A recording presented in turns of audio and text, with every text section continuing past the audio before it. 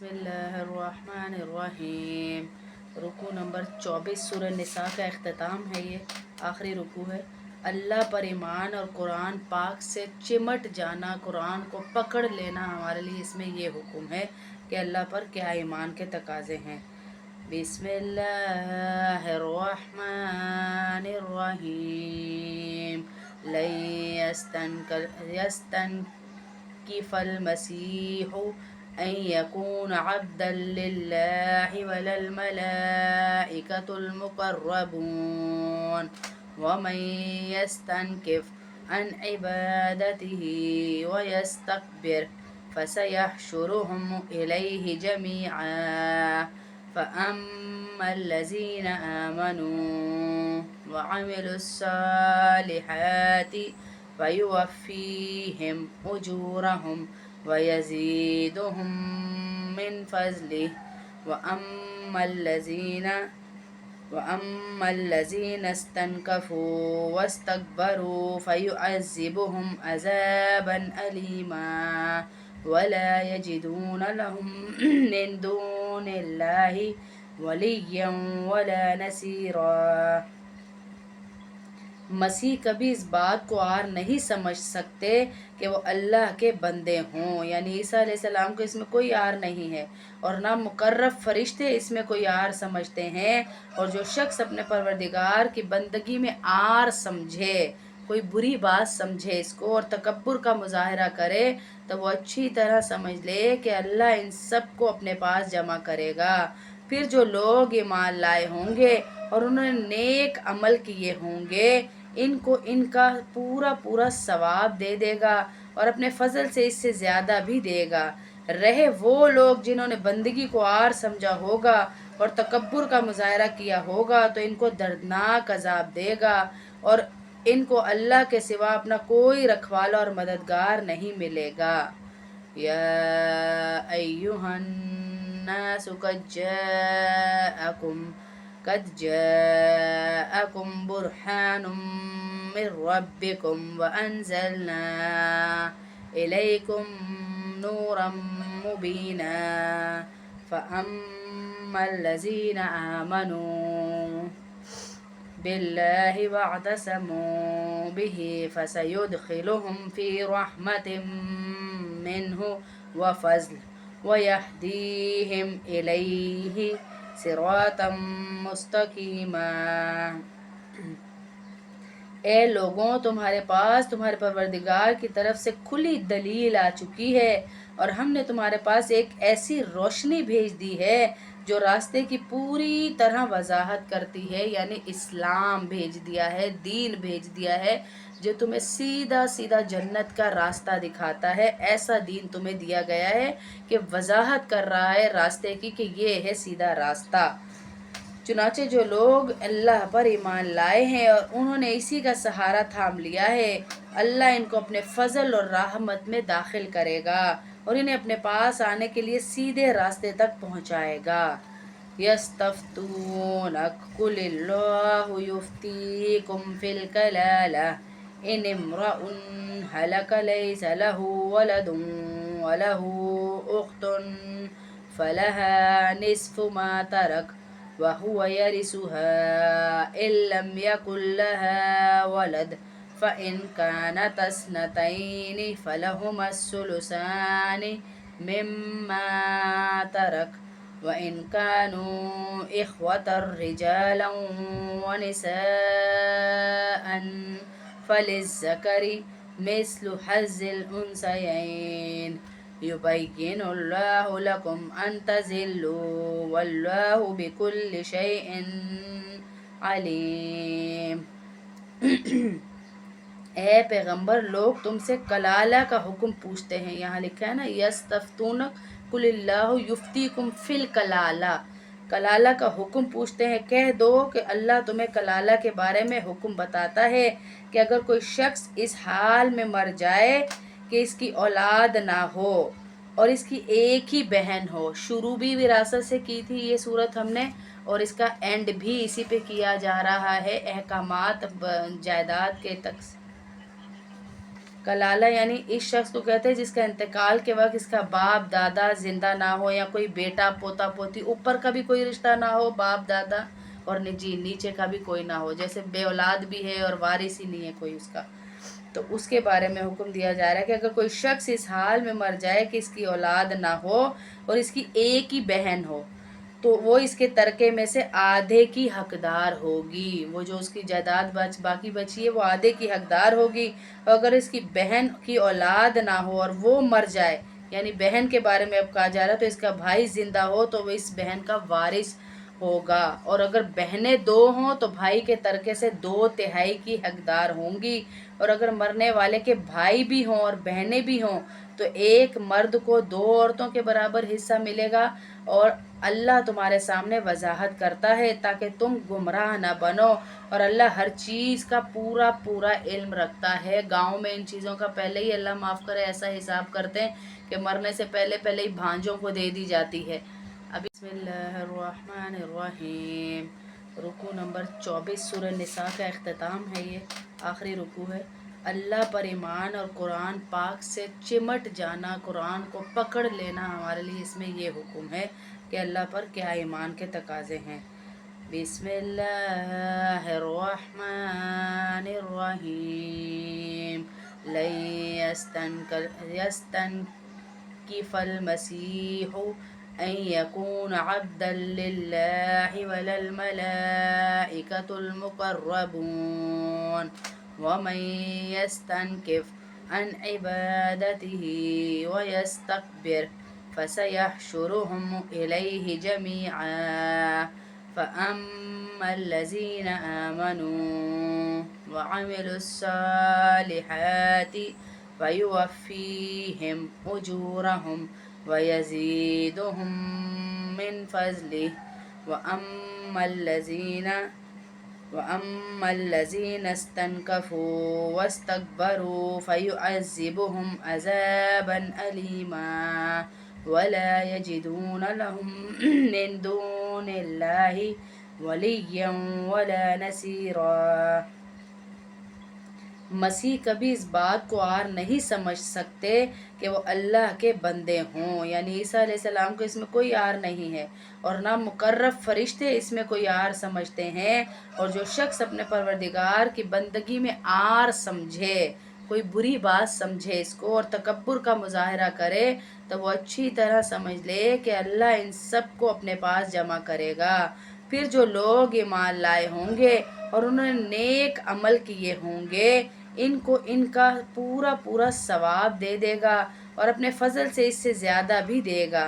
رہے وہ لوگ جنہوں نے بندگی کو آر سمجھا ہوگا اور تکبر کا مظاہرہ کیا ہوگا، تو ان کو دردناک عذاب دے گا، اور ان کو اللہ کے سوا اپنا کوئی رکھوالا اور مددگار نہیں ملے گا۔ یا ایہا الناس قد جاءکم برہان من ربکم وانزلنا الیکم نورا مبینا فاما الذین آمنوا باللہ واعتصموا به فسيدخلهم في رحمة منه وفضل ويهديهم إليه صراطا مستقیما۔ اے لوگوں، تمہارے پاس تمہارے پروردگار کی طرف سے کھلی دلیل آ چکی ہے، اور ہم نے تمہارے پاس ایک ایسی روشنی بھیج دی ہے جو راستے کی پوری طرح وضاحت کرتی ہے، یعنی اسلام بھیج دیا ہے، دین بھیج دیا ہے جو تمہیں سیدھا جنت کا راستہ دکھاتا ہے۔ ایسا دین تمہیں دیا گیا ہے کہ وضاحت کر رہا ہے راستے کی کہ یہ ہے سیدھا راستہ۔ چنانچہ جو لوگ اللہ پر ایمان لائے ہیں اور انہوں نے اسی کا سہارا تھام لیا ہے، اللہ ان کو اپنے فضل اور رحمت میں داخل کرے گا اور انہیں اپنے پاس آنے کے لیے سیدھے راستے تک پہنچائے گا۔ یستفتونک قل اللہ یفتیکم فی الکلالہ ان امرؤ ہلک لیس لہ ولد ولہ اخت فلها نصف ما ترک وهو يرثها إن لم يكن لها ولد فإن كانتا اثنتين فلهما الثلثان مما ترك وإن كانوا إخوة رجالا ونساء فللذكر مثل حظ الأنثيين يبين الله لكم أن تضلوا والله بكل شيء علیم۔ اے پیغمبر، لوگ تم سے کلالہ کا حکم پوچھتے ہیں، یہاں لکھا ہے نا یستفتونک قل اللہ یفتیکم فی الکلالہ، کلالہ کا حکم پوچھتے ہیں، کہہ دو کہ اللہ تمہیں کلالہ کے بارے میں حکم بتاتا ہے کہ اگر کوئی شخص اس حال میں مر جائے کہ اس کی اولاد نہ ہو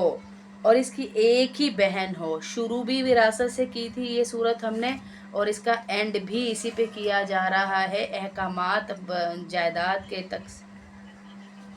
کلالہ یعنی اس شخص کو کہتے ہیں جس کا انتقال کے وقت اس کا باپ دادا زندہ نہ ہو، یا کوئی بیٹا پوتا پوتی، اوپر کا بھی کوئی رشتہ نہ ہو باپ دادا، اور نیچے کا بھی کوئی نہ ہو، جیسے بے اولاد بھی ہے اور وارث ہی نہیں ہے کوئی اس کا،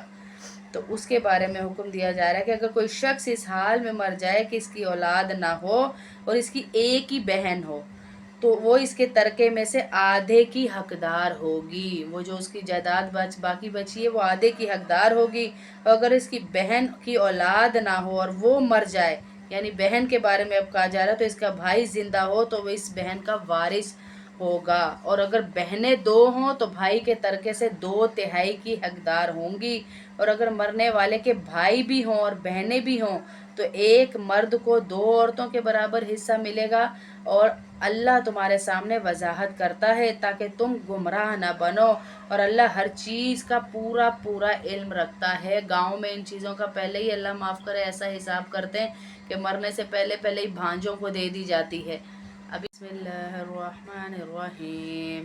رکوع نمبر 24 سورہ نساء کا اختتام ہے، یہ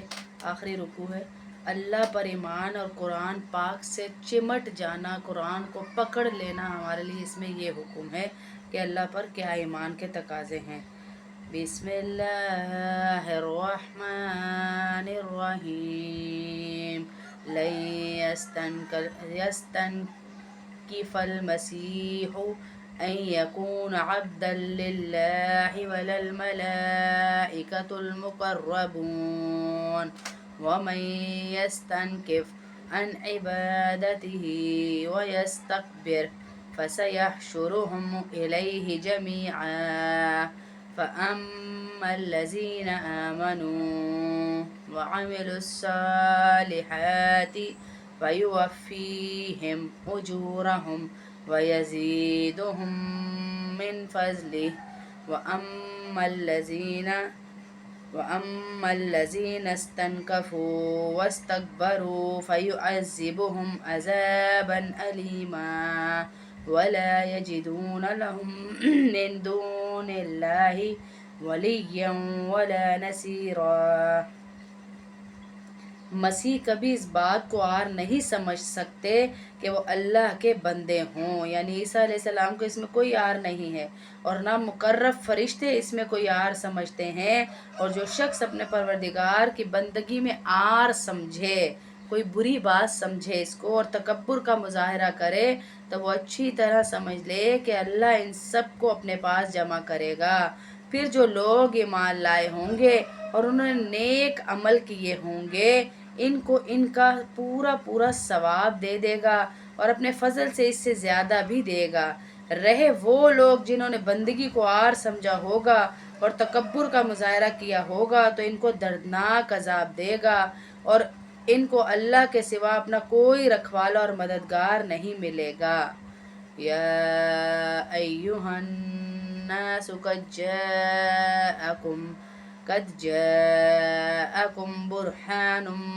من ربکم وانزلنا الیکم نورا مبینا فاما الذین آمنوا باللہ واعتصموا به فسيدخلهم في رحمة منه وفضل ويهديهم إليه صراطا مستقيما۔ اے لوگوں تمہارے پاس تمہارے پروردگار کی طرف سے کھلی دلیل آ چکی ہے، اور ہم نے تمہارے پاس ایک ایسی روشنی بھیج دی ہے جو راستے کی پوری طرح وضاحت کرتی ہے، یعنی اسلام بھیج دیا ہے، دین بھیج دیا ہے جو تمہیں سیدھا سیدھا جنت کا راستہ دکھاتا ہے۔ ایسا دین تمہیں دیا گیا ہے کہ وضاحت کر رہا ہے راستے کی کہ یہ ہے سیدھا راستہ۔ چنانچہ جو لوگ اللہ پر ایمان لائے ہیں اور انہوں نے اسی کا سہارا تھام لیا ہے، اللہ ان کو اپنے فضل اور رحمت میں داخل کرے گا اور انہیں اپنے پاس آنے کے لیے سیدھے راستے تک پہنچائے گا۔ یستفتونک قل اللہ یفتیکم فی الکلالہ ان امرؤ ہلک لیس لہ ولد ولہ اخت فلها نصف ما ترک وهو يرثها إن لم يكن لها ولد فإن كانت اثنتين فلهما الثلثان مما ترك وإن كانوا إخوة رجالا ونساء فللذكر مثل حظ الأنثيين يبين الله لكم أن تضلوا والله بكل شيء علیم۔ اے پیغمبر لوگ تم سے کلالہ کا حکم پوچھتے ہیں، یہاں لکھا ہے نا یستفتونک قل اللہ یفتیکم فی الکلالہ، کلالہ کا حکم پوچھتے ہیں، کہہ دو کہ اللہ تمہیں کلالہ کے بارے میں حکم بتاتا ہے کہ اگر کوئی شخص اس حال میں مر جائے کہ اس کی اولاد نہ ہو اور اس کی ایک ہی بہن ہو۔ شروع بھی وراثت سے کی تھی یہ صورت ہم نے، اور اس کا اینڈ بھی اسی پہ کیا جا رہا ہے، احکامات جائیداد کے کلالہ یعنی اس شخص کو کہتے ہیں جس کا انتقال کے وقت اس کا باپ دادا زندہ نہ ہو، یا کوئی بیٹا پوتا پوتی اوپر کا بھی کوئی رشتہ نہ ہو باپ دادا، اور نیچے کا بھی کوئی نہ ہو، جیسے بے اولاد بھی ہے اور وارث ہی نہیں ہے کوئی اس کا، تو اس کے بارے میں حکم دیا جا رہا ہے کہ اگر کوئی شخص اس حال میں مر جائے کہ اس کی اولاد نہ ہو اور اس کی ایک ہی بہن ہو تو وہ اس کے ترکے میں سے آدھے کی حقدار ہوگی، وہ جو اس کی جائیداد باقی بچی ہے وہ آدھے کی حقدار ہوگی، اور اگر اس کی بہن کی اولاد نہ ہو اور وہ مر جائے، یعنی بہن کے بارے میں اب کہا جا رہا ہے تو اس کا بھائی زندہ ہو تو وہ اس بہن کا وارث ہوگا، اور اگر بہنیں دو ہوں تو بھائی کے ترکے سے 2/3 کی حقدار ہوں گی، اور اگر مرنے والے کے بھائی بھی ہوں اور بہنیں بھی ہوں تو ایک مرد کو 2 عورتوں کے برابر حصہ ملے گا، اور اللہ تمہارے سامنے وضاحت کرتا ہے تاکہ تم گمراہ نہ بنو، اور اللہ ہر چیز کا پورا علم رکھتا ہے۔ گاؤں میں ان چیزوں کا پہلے ہی اللہ معاف کرے ایسا حساب کرتے ہیں کہ مرنے سے پہلے ہی بھانجوں کو دے دی جاتی ہے،